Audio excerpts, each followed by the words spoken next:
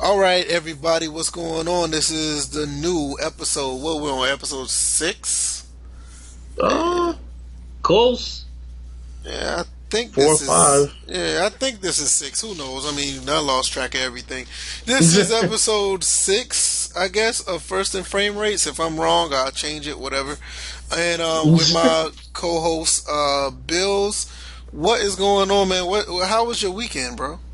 Chilling, man. I chilled, hung out with some family. It was a pretty chill weekend, man. How about you? Man, my weekend was pretty good. Me and the wife went down to Atlanta. What's up? Went to see some family. Got to see the stadium. It looks pretty nice in person. I know I put a picture. I mean, a small video on Twitter. Yeah. But to see it in person, I mean, the new Falcon Stadium looks really good. I also bought a new phone, and with the phone, I got a gift card with it. Me and my wife bought 2 new phones and got a gift card with the special. And I don't know, man. I might be going back and getting me another Xbox One just to get EA access with that gift card. I don't know. Dude, I was thinking about that too, man. I got a week or so to think about it. Yeah, I'm thinking about it. I mean, I got the pre-order for the Xbox One X, but I do want to dwell into this Madden 18. I just want to get it as early as possible so we can talk about it on a future episode. But And Live's gonna be a big one to try on EA Access because this is like a crucial year for them. Yeah, that too. So it's like, I gave away, I gave away the Xbox One X. So basically, I haven't been playing anything on it. But I mean, the EA access for these sports titles is kind of enticing. So with the fact that I do have a gift card that I can, pretty much get one. Yep. I may do that. So I'll keep everybody updated about that. And that's what we do on this podcast. We talk about sports games and sports in general. So we have a few topics today. We're going to talk about this whole thing that I saw on Twitter about the influencers and that are going to be putting up gameplay for Madden and possibly other titles. And we're going to talk about that. We're going to dwell into that because that's an interesting topic that the people in the community need to know about, and people who are not in the community need to be aware of. Also, we're going to talk about these screenshots about NBA 2K18. Yep. We're also going to talk about the lack of gameplay of all 3 titles that are coming out. I mean, we're just talking about the 3 titles, the 2 basketball games in Madden, and also we're going to talk about in the real world, we're going to talk about Kyrie pretty much making a mockery out of LeBron's workout and Harrison Barnes' wedding, and what does that mean for the future of him and the Cavaliers organization. Yep. Not in any particular order, but the hot topic that really pressed our buttons was the issue about the influencers and people, the quote-unquote influencers that are going to be putting up gameplay. I'm going to go first real quick because I have a serious problem with that, and I know a lot of people are going to be whatever. But in a gaming community, we know honestly what comes first, and for us, what comes first is what the community opinion about certain games are. We're all a community. At the end of the day, people may think that we have different opinions about certain things, but in all actuality, the goal is the same, and we do have similar goals. The opinions might be different, the route may be different to get there, but at the end of the day, the goal is the same. And for us in the community, we know where this leads to when you see people putting up certain gameplay and they're quote-unquote called influencers. At the end of the day, you're looking at people who are just trying to sway people that are in the community, and not only people that are outside of the community looking in. They're kind of swaying these people to look at the game in a certain way, in a way that is not fair to people who are actually, trying to get the right information for their own benefit and for their own perception to share with others in the community so they can have, dialogue amongst each other. Like places like in this podcast and people who interact with this podcast. So, to me, I think it sets a bad precedent. I know it's been going on for a while, and I know Yep. the easy route for people to say is, well, you don't have to listen to them, you don't have to watch. But then again, when you're in the community, you have people coming to ask you, what do you think about this? What do you think about that? And if we're Yep. not a community, if for us to say, oh, I didn't watch it, well, are you a part of that community if you're not going to respond to those type of questions? So, Exactly. what are your thoughts on it? And we can just have a quick, we have a quick dialogue about that. I have a serious problem with the word influencers in this situation. As far as the word influence is concerned, if you think about like when you're a child and you hang out with a friend that your parents don't like, you're calling them a bad influence. They're having a negative impact on your life, on your actions, so to speak. So when I think of influencers, they are people who are having some type of impact on your perception of the game. I don't think that's what they're there for. I don't think the game changers should be here to impact our perception of the game. They are supposed to provide facts about the game, and we are supposed to decide at that point whether we're going to purchase or not. It's not their job to influence our thoughts. Now, some people say it's just a word, but I'm sorry. There are a bunch of other words that can be used to describe what they do. An influencer is not one that rings a bell. That's just me. I think it's a bad word to use when you're looking at trying to bring in other consumers. Exactly. When you're trying to bring people in, because when you're trying to bring people in, the person who is not really understanding what they're getting into, this is what they're going to see. Yep. And let's be honest, when you're dealing with those type of things, and you have people who are, let's be honest, they cannot show the game in a way that is going to be detriment to the product. They just can't do that. Say what people can say what they want, but at the end of the day, that's the honest truth. They sign NDAs for this particular reason, not to even talk about the stuff. And when they can talk about it, it's not. You can't go so far, but to say what you can, especially before the game's release. After the game release, it's fair game, because I've heard game changers say, like, okay, this is a problem with the game, that is a problem with the game. But there's no way you're going to influence their bottom line saying otherwise or showing otherwise. It's one of the reasons why Madden don't have a demo anymore. See, think about it. Okay, we can even go back to a few years ago when the Game Changer program wasn't nearly as big as it is now, and you had a lot of community influencers that they were actually community influencers. They weren't game changers. They were on the other side of the coin. They were saying, don't buy Madden. You know what I'm saying?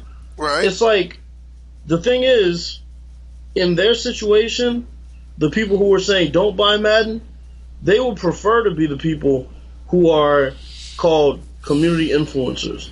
They're literally trying to instill change in the community. But if you are an influencer that works alongside a company, it kind of becomes a situation where that is a conflict of interest as far as being pro-consumer or anti-consumer. Well, go ahead and finish. Well, no, because I was just going to say, if you're pro-consumer, you will provide information for the consumer and let them think for themselves whether they want to buy the game or not. If you're anti-consumer, you create a perception that will either trick a person into thinking this is a good product that they're going to get and it really isn't, or damage control in the fact that we aren't seeing it and, basically making it out to be, there's nothing to worry about. Don't worry, when the game comes out, it's going to be great. Well, this is the problem that I had. At one point, look, we're years in to understanding what EA's Game Changer is, or anyone who gets to go down and get early access to the game. So we've been years in, and we understand at this point it is what it is. I knew this, a long time ago. You cannot, say what you want to say under these conditions. You sign a contract. Right. And when you do that, I've been trying to figure this out for the longest. I mean, on my old channel, I made a video about it. Like, how does that honestly help the consumer? How does that honestly help somebody who wants to play the game and learn about the game, but they're on the fence about buying the game? It doesn't. It's like, I mean, because if you're going to buy a game, you got to know the good and the bad and everything before you make that purchase. I mean, if you're trying to sell me on something, that's one thing. I mean, being sold on something is not necessarily pro-consumer either, because at the end of the day, they just want your money.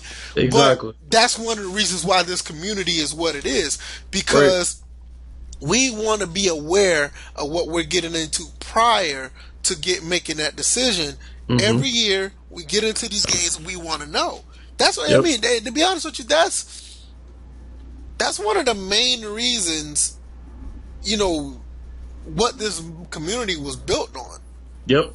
It was built on wanting to know so you can spread the word. I mean, at its core, when the Sim Standard first started, what was it? It was, you have to show us. You have to earn our trust. You have to show us that you are putting out a great product. You have to show us that you're putting out a game with all the aspects that we want, or we will not accept it. Right. And I think it's impossible for people to say that hasn't changed, because it has. Well, I mean, it has. I mean, we're back and forth with this for years. Yeah. With the Sim Standard and others who have decided to say, you know what, it is what it is. I'm going to just play the game, or I'm going to get early access to the game. This is what my thoughts are. And it's not a shot at the Sim Standard. It's just for anybody who has early access to the game. It doesn't help us. Right. I mean, it really doesn't. It doesn't help the consumer. It really don't. And it's like, to me, EA, the way they set this entire thing up, it only helps people who are already in tune with Madden. Exactly. You know what I'm saying? And for me, I mean,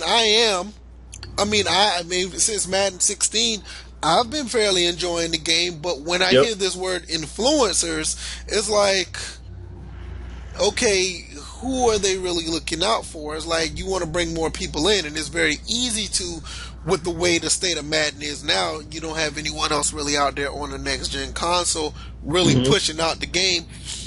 It's just, to me, I think it just set a bad precedent to people who are just trying to get into the game and just want to play the game. Because I don't want anybody to get the game and then just be upset because they don't know the ins and outs. I mean, Madden 15 is a prime example of that. Madden 16 was a prime example of that. Madden 15, we all talked about how well the defense played, and then all of a sudden the tackling wasn't right. Yep. I mean, that's one of the first. I mean, you play the game if you play football, the first thing you're going to do is kick the ball off. When you kick the ball off, you're going to see bodies collide. Yep. And when you realize those bodies collide and it's jacked up, that's one of the first things you're like, hey, this ain't right. Regardless if the AI is playing better. Exactly. Tackling is like, it's fundamental. So that wasn't disclosed until after the game. Madden 16, same thing. Madden 16 was a decent game, no doubt. But why CFM was jacked up to begin with? How come nobody knew that until the game came out? That's what I mean by it doesn't help the consumer when that happens. You see what I'm saying? It's just... No, I agree. You know, I mean, and then now you had 17. 17 came out fairly well. I didn't have a problem with it. I mean, there were times when people were complaining about, you know, a little bit of shifting here and there, or whatever the case may be. But I had a decent time with it. But just like with 16, it's like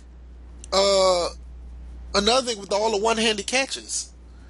Yep. How come nobody saw that beforehand and nobody says anything about that? That should have been addressed one of the times that the game was tested. Exactly. You know, that's what I'm saying. So when you're dealing with people that are that are being called, and I don't like to even use the word influencers, or Yeah. people or game changers who get to go down. That's just one of my issues from the beginning. It's like, why that this has to be this way. And I understand it's a business. Yep.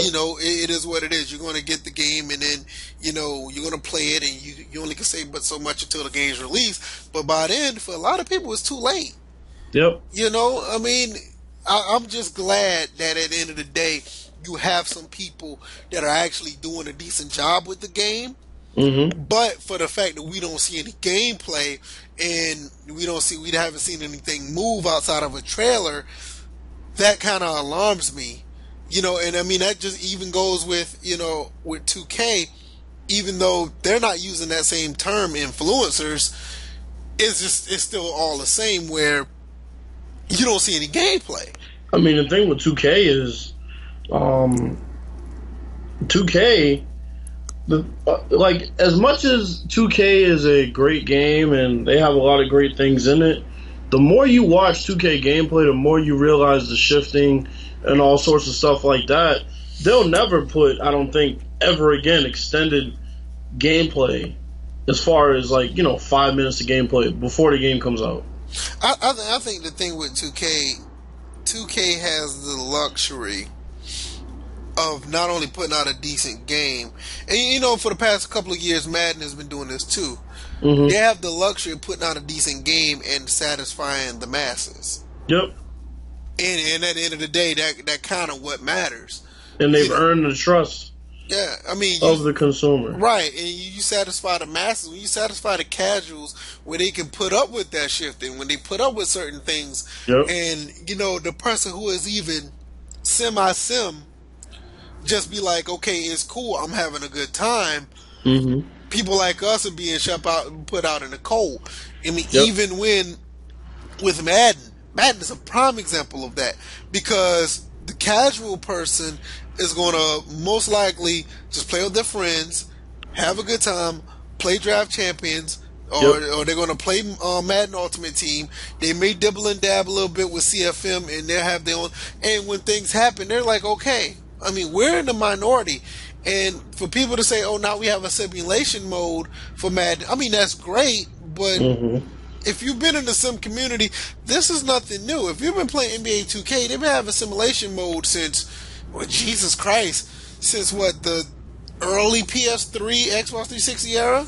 I mean, moreover, we've been creating it with sliders for years. Exactly. So it's like, that's and that's another thing. At the end of the day, even with all this pushing, the community itself continues to push on who are willing to put in that few days to say, okay, I'm going to make these sliders and I'm good. So it's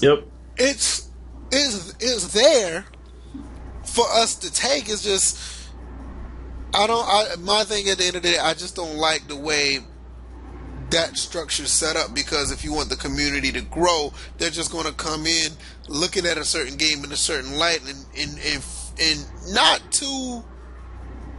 they're not going to be too quick to really critique a lot of stuff, which that can turn excessive at times. When you critiquing stuff, because I've seen people go really far with the critiquing. So it's like I get that, but I don't like it where the whole the talk of influencers and let's be quite honest, for the past few years, that's what it's been. So I mean, anything else you want to add to that before we jump over to the lack of gameplay, or? No, I think we pretty much covered it. All right. I mean, I'm okay with it. It's a good segue. Yeah, I think it is, because once again, it's another thing about influencing the consumer when it comes to not showing gameplay. Yep. I mean, I think at the end of the day, if your game is good, why are you holding back? Exactly. That's just how I always felt. I mean, especially in these day and ages where graphics and frame rate and visuals mean so much to gamers. I mean, you look at other games nowadays, they're quick to put up ooh, excuse me, they're quick to put up a gameplay trailer where it shows actual gameplay, or they're quick to put Mm-hmm. up, these visuals of things. I mean, let's be quite honest, NBA Live 18 has been the one that showed the most gameplay. Yep. you know, I mean, even I think it's gotten to the point where these companies think that it does more harm than good to put out extended gameplay. And I mean, you can even go back to, the interview with Ian Cummings where he talked about, that guy Apex out there, breaking down our game. That's how they look at it. They look at it as those dudes creating a perception about our game that will affect our sales. Now, in the big picture, when you look at the big picture, I don't think that any of us by ourselves could influence the masses to not buy a game. It would take a collective effort.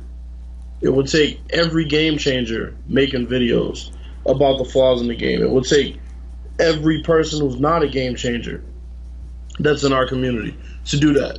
So I think perhaps they overestimate how much of an impact us breaking the game down would have. well, I mean, when you look at that situation is not going to happen ever again. You're not going to have a No. situation where people can actually critique the game, No. where it can influence, some sort of change. I mean, don't get me Never. wrong.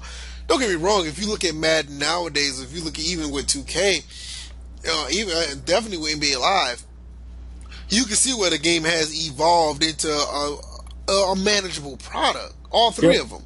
I mean, Madden has come along a long way where it's actually a pretty good game. 2K's always been up there to be a pretty good game. Mm-hmm. Even with the backslide in the MLB The Show, that still is a fantastic baseball game. Yep. And you have NBA Live, who has actually been, really in the can because of the footage, and it forced them to put out something like Live 18, which, I mean, I don't know how good that game is, and to be quite honest with you, I wouldn't be surprised where it's a situation where that game still has its shortcomings, but it Mm-hmm. plays fairly well. Right. So, that's not going to happen again. I mean, you see where it's gotten to the point where it like we said, they're not going to give us any ammunition Yeah. I mean, to throw back at them. I mean, we had the situation with Madden 11, which I think was the peak of it. Oh, that's when it was done. They put the demo out. They had instant replay in the demo. There was a decent amount of time in each quarter for you to play to really break down the game. That's when they were like, nah, No, we gotta. Madden 11 was the beginning of the end when it came to Yep. that, because they knew, I ain't gonna say they knew, but they realized that, look, EA knew it. Look, you Mm-hmm. have a flawed product. Yep. Madden 11 was terrible. You have a flawed product. You need to do something about it. And the videos were coming in droves before Yep. the game even came out. Oh yeah. So when NCAA 12 came out, you had them already talking about going away of the suction tackles, and Mm-hmm. the head tracking was coming back, and because they knew that's the stuff that was missing. Yep. When you had those players who aren't even looking at the ball reacting to the ball, you had it when the suction was going through other players to make a tackle. When you Mm-hmm. had Versus and Apex, and you had the standard actually, actually putting out products. I mean, Yep. putting out content that actually showed what was going on. That was the beginning of the end. But with that being said, that's where we got Madden 12. Yep. Madden 12 was a pretty decent game for its time. Yeah. You had Madden 13 where they willing to take chances and put in a physics engine, and so on and so on and so on. And Yep. not to say that these games are that bad now, where it needs those breakdowns to show that that it needs that type of attention. Because, like I said, Madden 17, in my opinion, was pretty good, but. Mm-hmm.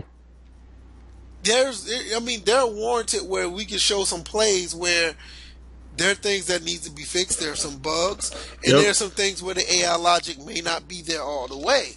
So, I mean, it's warranted. I mean, I'm not into making breakdown videos anymore. I just want to show some good gameplay Same. where some things actually work. Same. But when you have lack of gameplay, that's the reason why you have lack of gameplay, because of those old videos. Yep. I mean, I'm actually surprised that Live is putting out a demo. I'm not, only because of the position they're in. I think they feel like they have nothing to lose at this point. If people don't like the game and there's not a great reaction to Live 18, then I mean that's it. I think they don't have anything to lose to put out a demo. I really don't.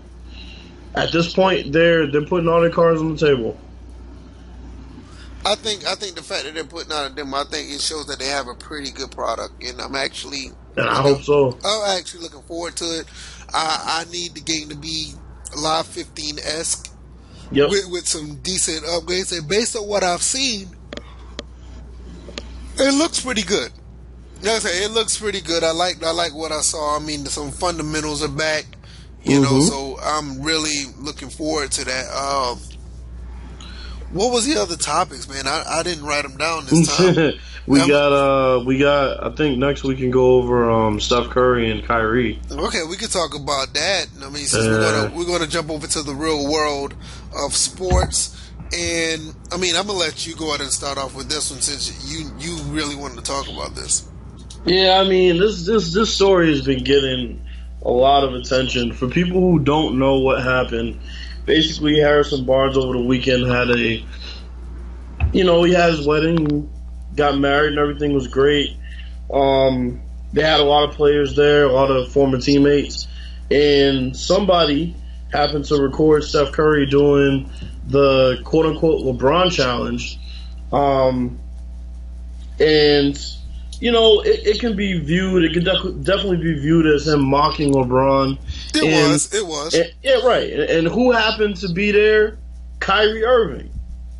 And Kyrie Irving was not just there. He wasn't an innocent bystander. He wasn't just standing there, you know, looking on kind of, you know, innocently. No, he was pumping up. Yeah, he was egging it on Steph Curry. He was egging on Steph Curry. Please make fun of LeBron.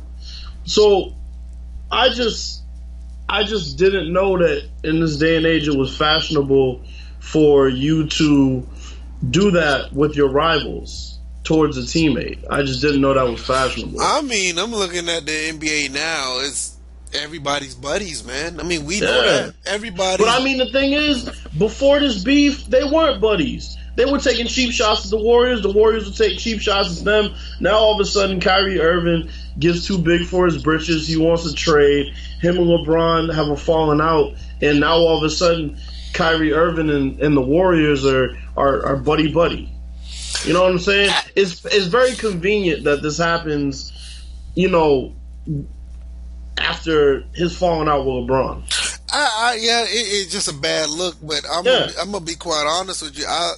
I know a lot of these kids. They play basketball with each other for a long period of time. I know that a lot of people in the NBA are buddies. They're click tight like that. I don't know if they were like that, but I know that a lot of them came into the league playing.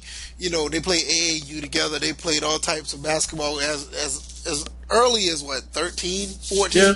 So I mean, they know of each other. But this is what I take from it. First of all, this just shows that Kyrie don't want to play in Cleveland no more. Nope. Point blank. He don't want nothing to do with playing with LeBron or anything like that. And he expects not to be there. Yeah, if you do this. Yeah, he expects not to be there because I mean, even if he had to, I mean, is it really? You think it's really viable for him to go back and play? I mean, it won't even work. You know, I don't think this dude can step foot in the training camp without it being a crazy media circus, without him and LeBron exchanging some type of words, without the whole team kind of looking at Kyrie in a different manner. I mean, the rest of the team, for the most part, has been mostly silent about Kyrie's decision to demand a trade. And while both players, you know, on each side haven't really confirmed or denied any of these reports, all indications show that Kyrie doesn't want to be there. LeBron was caught off guard by it, and then we had Kyrie Irving basically naming LeBron as the main reason why he wanted to leave. So this creates a rift between the two best players on your team. Oh yeah, I mean it's not gonna fix anything if they keep them together. Once I realized Kyrie wanted to trade because everybody kind of thought LeBron was leaving Cleveland again. Mm-hmm. I personally thought that he was good as gone because of the fact that the way that the NBA is set up, you don't want that distraction, especially when you are this close of winning championships after championships. Absolutely, you're better off just going to get rid of him and get some assets in return and keep it pushing. Mm-hmm. You know, so I knew that, and then when I saw this, it was like, yeah, this is pretty much like confirmation to me. I can't say it's going to happen before the season starts, but by the trade deadline, he's going to be gone because all it's going to do throughout the season is just going to be a more toxic situation. I mean, because the thing is, like, we've seen some of this before, but not really to this degree with other players. Like, for example, Kobe and Shaq. Kobe never came out and demanded a trade while they were both on the same team. Kobe more so criticized Shaq's lack of, work ethic, which, is minor compared to what we're seeing here. You're basically coming out and saying that you don't want to play with the guy that you basically were alongside in these championship runs. And on any team, that's just something that automatically, opens the eyes of the owner and the GM to say, well, we got to get this guy out of here before training camp starts because this can ruin our season. I mean, if Dan Gilbert was smart, they'll go and get rid of him. I mean, but and that's the thing. It's like they can't be too greedy in this situation and say we got to get something crazy back for Kyrie because you're going to end up getting into September and he's still going to be there. Yeah. And unless you can work something out, because, I mean, we're hearing now that this goes all the way back to when LeBron first signed there and Kyrie was basically promised that he was going to be the face of the franchise. Now, you know what? I'm going to be honest. If you look at it from that standpoint, I see I can see Kyrie's point of view. And I can understand too. I mean, do I think it's right? But no, because at the end of the day, if you want to win, you get yourself in a position to win, and that's all there is to it. But I get it. If you sign a contract and you say, okay, you're the face of the franchise, and then you bring somebody in who's bigger than you, you're going to look kind of side-eyed too. That's just any job, But absolutely, but I get it. But then again, it's like, you really can't be the man when you're just skating by lottery picks every year, regardless if you just signed a 5-year contract. You're getting by with just lottery pick after lottery pick after lottery pick. So you just have to weigh the pros and cons. And I'm going to be honest, I think he did a pretty good job throughout the 3 years they've been together without causing it a distraction all this time. Mm-hmm. So I think it just got to the point where he felt that LeBron was leaving, so he was getting out. And he probably held in all that animosity that he had in the beginning, which at the end of the day is the professional thing to do, but it's not necessarily the real thing to do. No. But, it is what it is when you're playing in the NBA. You got a bunch of teammates. You have to be cordial, I guess. Well, see, then it gets even worse because my thing is, you have all these sources, and you have Stephen A. Smith, which definitely has, definitely has his finger on the pulse of the NBA and has a lot of people close to him that can give him really great information. And he says that Kyrie Irving is mad that LeBron even leaked Kyrie wanting a trade. Now, that's interesting. You think LeBron did that? I don't. I can't even say, man. That just makes it sound weird if that was the case. I mean, I don't think LeBron would have any merit to leak it. You know what I'm saying? I don't think anybody would be looked at as the villain or the person that somebody would be on their side in this situation. I think it's just a bad situation in general. I don't think there was any reason for LeBron to leak it, but that's what Stephen A. Smith says. So, we got to take that with a grain of salt at the moment. Yeah. I do think that overall there is some legitimate heat between them. Even if it's being overblown, there is some type of heat between them. Oh, no, absolutely. There's something there that just ain't right. And at the end of the day, I mean, and the Derrick Rose signing doesn't help either. No, I mean, the Derrick Rose signing just shows that they're willing to part ways with Kyrie. Right. Because I'm gonna tell you something right now, and you know me, I'm a big Derrick Rose fan. Yep. If that kid decides to say, fuck it, I know I got my knee situation, but I'm gonna go all out, that could be a serious issue for other teams in the East. I can't say the West because the West is stacked, and I know with Kyrie and LeBron together, the East is just cupcakes. But you're talking about two guys who can really do some damage. Because I feel that Kyrie is a better shooter than Derrick Rose, but you're gonna have like literally two game changers on a team together with LeBron and D Rose. Do I think he's the same person that he was before? No, but to me, I think it's more mental. Because at the end of the day, he still averaged damn near 20 points a game last season. Yep. But to me, it's just all mental. Sometimes you done restructured your knees a couple times. There's no indication that you're going to get hurt. And I know the jokes are out there. Oh, he could get hurt and all this, that, and the third.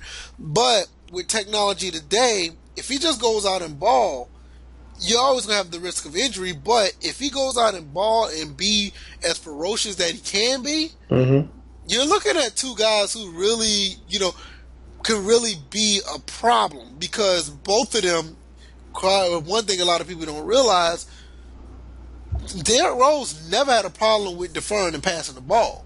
Nope. Not saying that Kyrie doesn't pass the ball, but he's a shoot first point guard more than Derrick Rose was. That's just my opinion.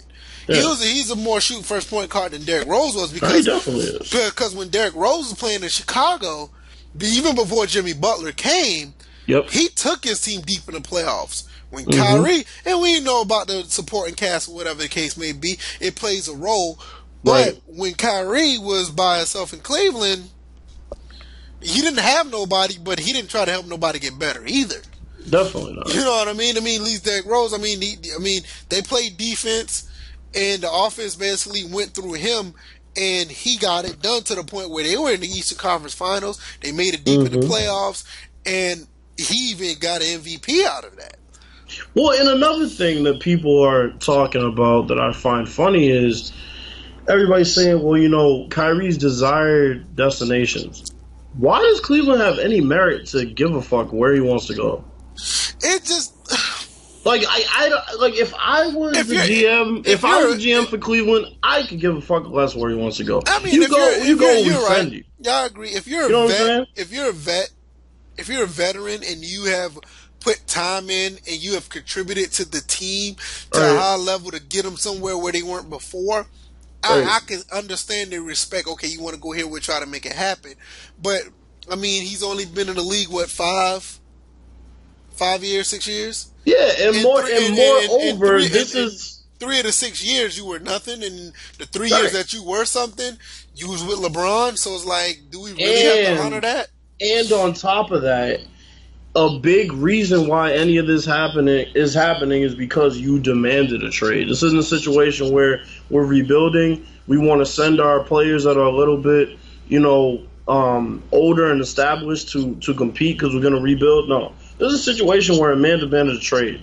I'm not going to be like, oh, let me send him to a contender. And another thing is, contenders aren't going to give anything major up for Kyrie Irving. I'm sorry. Kyrie Irving is not a dude that can transform a team and make them a contender. He's not that type of player. He will always be the second best player on a championship team. That's just the way his game is built.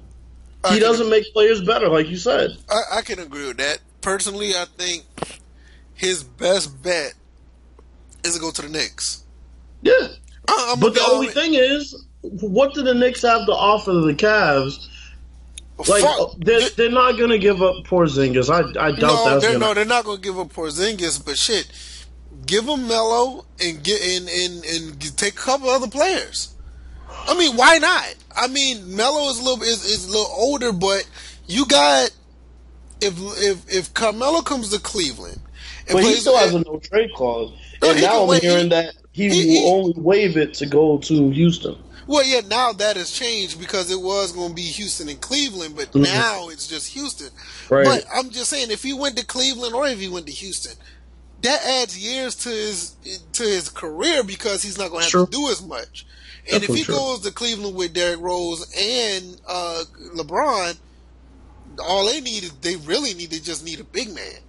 Right. And I'm not talking about Tristan Thompson. Tristan Thompson's a rebound machine, but he's a liability under the rim defensively. So it's like you need just somebody just to protect the rim. And now you're talking about a team that can go, I mean, they already can go far. They can really go far. I think they can really, they can go up against Golden State easily if that was the case. I just think it's a situation where Kyrie better tread lightly because they could ship his ass off to Orlando. I mean, that's what I said. I said after that video, and he can get stuck there. Yeah, that's what I said. I said once I saw that video, that type of stuff would get your ass in Orlando or another team like that. Yeah, so he needs to tread lightly. He is not in an advantageous position right now. I mean, usually you're not when you demand a trade on the championship team, but in this situation, he's definitely not in an advantageous position. Man, he needs to rely. Now, one interesting thing I would say. Let's say they trade him to the Sixers.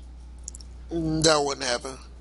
It probably wouldn't, but I mean, it's a situation where the Sixers might potentially have some pieces that Cleveland will want, some young pieces. If the Sixers were willing to work with the Cavaliers, he might end up in Philly. But I'm hearing the Timberwolves right now. I don't see him going to Timberwolves either, unless they're going to give up Andrew Wiggins and Jeff Teague. Yeah, I was hearing Wiggins, Teague. I didn't hear about, but I know for sure that Towns is probably off limits, so they can forget that. No, Towns and Butler's off limits, but like Wiggins and Jeff Teague, they'll trade both of them for Kyrie easily. And I think they would win that trade too. Yeah, I think it's a win-win for both sides. I mean. Right. Yeah, because I think, honestly, you put Teague out there, I think Teague should be the starter. Put Derrick Rose on the bench because Derrick Rose is a liability. If he wants to get that starting job, he's just going to have to earn it. Yeah. And I think Derrick Rose would be the perfect off-the-bench guy. Perfect off-the-bench person. Yeah, but I mean, damn, in Minnesota, Kyrie would fit in perfectly. Yeah, that too. So, I mean, yeah, we'll see. I mean, there's other layers to that. Yep. To the whole situation that we can go into, but we just kind of go straight for time. We don't want to keep the podcast going for too long, but we'll dwell into that later on in other episodes. These screenshots of NBA 2K, man, that one they just released Alonzo with Fultz literally grabbing that man's jersey. You could see his hand balled up like he's grabbing his jersey. I ain't never seen no shit like that in my life. No, and it looks like it, and I wonder if it really is. And when you sent it to me, I was like, wow, that looks like that's the case. And if they got that in there, I think that has to be the only reason why Madden hasn't shown gameplay, because they got that technology too. Yeah. That's the only reason I can think of. That's the only reason why they haven't shown gameplay is because of that technology. Yeah, I can agree. I mean, because in the NBA, that will actually, like, that's not a big, huge thing as far as gameplay, but just to go back and watch it in a replay, if that was to happen in an NBA game, would be kind of crazy. The thing is, the reason why I think they do have that technology is because I can already see that the physics on the shirts are a little bit different. Not so much the physics, but how the shirts kind of ruffle up, how the jerseys kind of ruffle up. You can see in the screenshots that they've added some sort of technology to make the jerseys fit differently. Yeah, something looks different. I agree with that. They've done a bunch to, like, the body types. Like Damian Lillard looks night and day, this year compared to last year. I mean, they have something big that they're gonna show when they release that trailer. Yeah, and I'm really liking what I see based on the screenshot. Now, I wonder if anybody caught on to that. If you can't find it, just look as Markel Fultz and Mm-hmm. Lonzo Ball. Check out that screenshot. It has looks like Markel Fultz grabbing Lonzo Ball's jersey, and I mean that looks really nice. But on top of that, I'm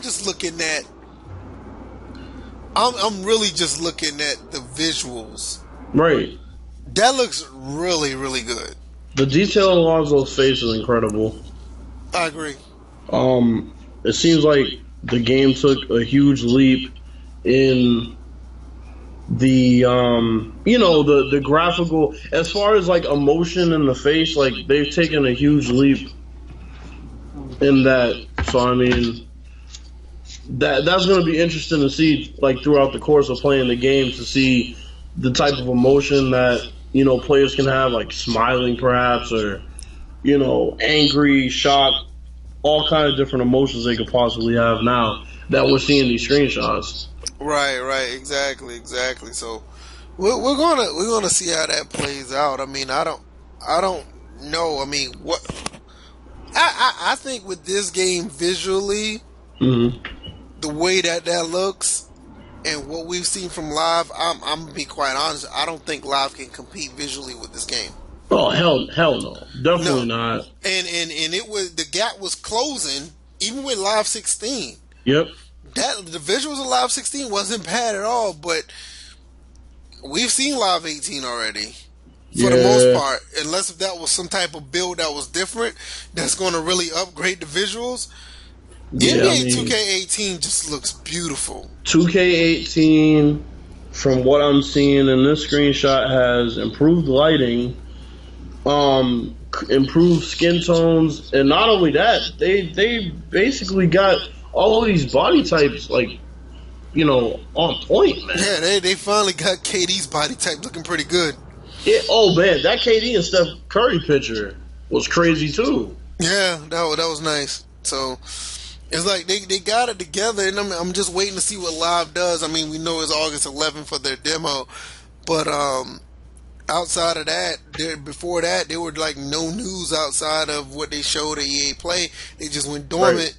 And it's like, yeah, they had to tell us something, and I'm pretty sure they figured out to tell it now, Mm-hmm.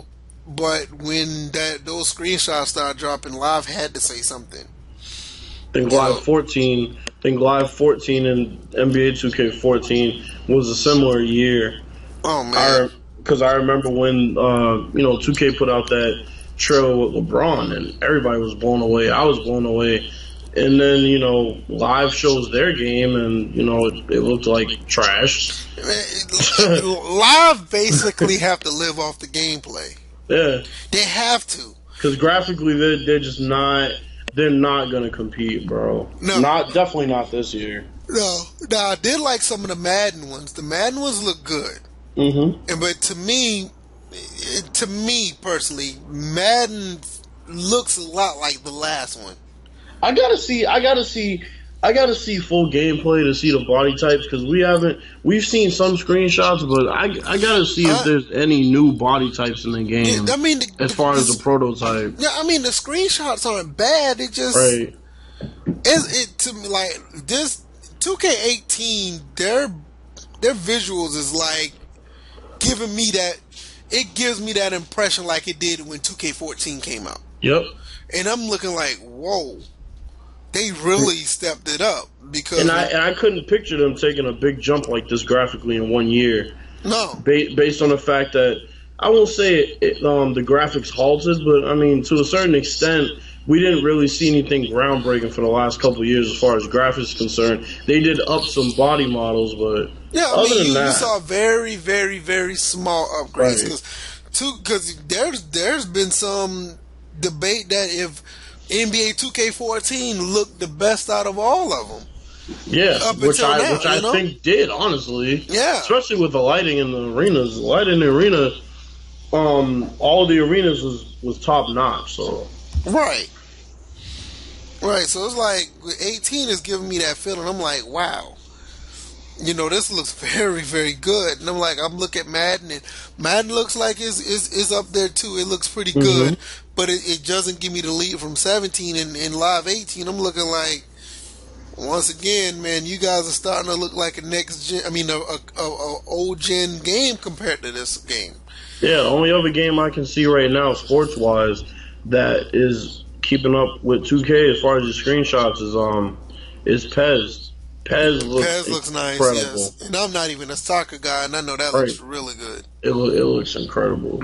FIFA looks good too, though. I mean, they haven't released much stuff, but FIFA looks really good, especially the second year on Frostbite. Right. That game was crazy. Yeah. So I don't know, man. One day I may get into soccer. One day I'm just not a soccer person. the games are definitely fun. I'm starting to get into watching it a lot more. But the games are definitely fun. I mean, to me, I feel like I'll get into hockey before. I mean, which I have gotten into hockey, and I enjoy it, but I feel like I enjoy that more. Nothing like playoff hockey, man. Yeah, that's true. Playoff hockey is crazy intense. I know a lot of people that can't watch regular season hockey. When they watch playoff hockey, it's like a totally different environment, totally different feel. Right. So, yeah, so I'm going to go ahead and close it up, man. I ain't got nothing else to pass on. Anything else you want to talk about before we close it out?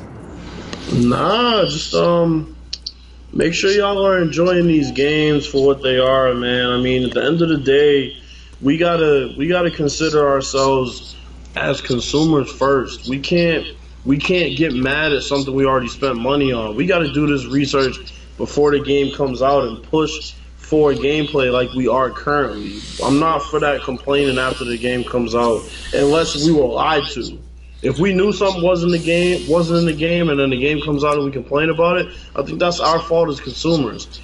We gotta figure out a way. I mean, and we didn't really discuss it tonight as far as defining what a sim gamer is, but I mean, I think at the core that's what a sim gamer is. It's finding ways to play a game in a way that portrays real life or as close to real life as you possibly can. Whether the game has sim-like elements or not, playing as a person who uses real life tactics, that's what I define as a simulation game. Whether it's making sliders or an abundance of things. Man, I think that's one of the reasons why I do want to get the Xbox back. I mean, don't get me wrong, I have other reasons why I want it, but I want to get EA access for a couple of bucks, try it out, and see where I'm going with it, because I don't know. I'm still on the fence about the game, if I'm going to get it and play it and put it up on the channel, which, like I've been so busy, haven't really been able to put up other content, but I want to be able to do that, but I'm not about to spend $59.99, $65 right for a game that I'm really not going to play. I mean, I've said it before. I got so many sports titles here. I don't really want to be spending on another one unless if it's good. No, I'm with you on that. So I'm like I really need to figure out for myself, not looking at other people play the game or quote unquote influencers tell me about the game. I need to know what this game is going to be like for myself. Yep. So it's at the end of the day, for like you said, we need to become knowledgeable. We need to become aware, and I'm gonna be quite honest. Don't let other people tell you what the game is, or don't just take what a screenshot say or whatever the case may be. Find a way to try the game out for yourself. Yep. And then you can go from there. And that just goes with, we shouldn't be accepting a situation where we're not getting gameplay early. We should be able to see something, but like I said, only a few people say something, and it is what it is. Not me. I haven't even been on Twitter saying anything about it because I already know what the deal is. So I haven't even been on Twitter as much to talk about, lack of gameplay or lack of screenshots or whatever the case may be. I just, whatever. Yeah, I mean, I got into a little something today, but I was just basically asking this particular person to be consistent as far as their criticism of these companies of not releasing gameplay, because that's what you are as a consumer.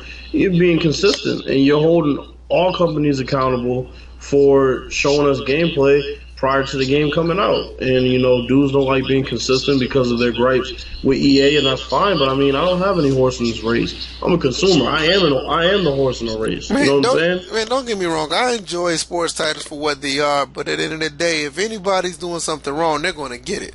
Yeah. I mean, I caught it last year when I saw what 2K were doing to their customers.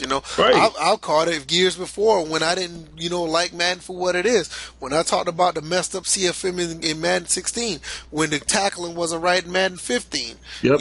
When they took the running game out of 15 the way it was. Mm-hmm. And people try to tell me, the lead blocker is nothing wrong with the lead blocker. It's like, dude, your fullback is turning the other way. You don't see that? And then when Madden 16 come out, now you can tell, the lead blocker's finally doing it. Well, I've been telling you that from the day one of 15. Right. Why are you trying to tell me it's been fixed when you were trying to tell me it wasn't broken to begin with? Yeah, it's like as consumers, we have no allegiance to these companies. We are paying for these games at the end of the day. There's no way I'm going to sit and not get paid to blatantly lie or damage control a game or damage control a company's tactics. There's just no way it's gonna happen. I mean, people are just. I mean, whatever, man. I'm done right now. I'm not saying Madden 18 is this, that, and the third. Or I'm not saying the NBA 2K18 is this, that, and the third. Right. All we ask is just make a good game.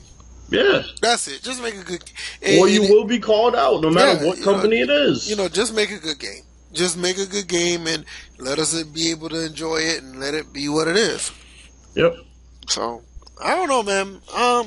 Go ahead and close it out. I hope everybody enjoyed. I know it was like a different take from the week prior, but our stance still stands. I mean, we enjoy these games, but then again, you're not about to try to set us up for the okie doke when we see certain things on social media or in any article or whatever that we see that doesn't sit right with us. We're going to speak out on it, and we're going to keep it moving. So, hopefully you guys enjoy it, like I said, and you guys can like, subscribe, spread the word about this podcast. I think we're, 6 episodes in, 5 episodes in? Yep. I don't know which one. Please spread the word. Yeah, so, I mean, we need the dialogue and the feedback, and you let us know how y'all feel. If you like, yes. If you don't, know what it is. I'm out, man. Anything else you want to add before I close it? Nah, man, that's it. We'll see y'all perhaps later in the week before next Tuesday. Yeah, man. All right. Peace. Peace.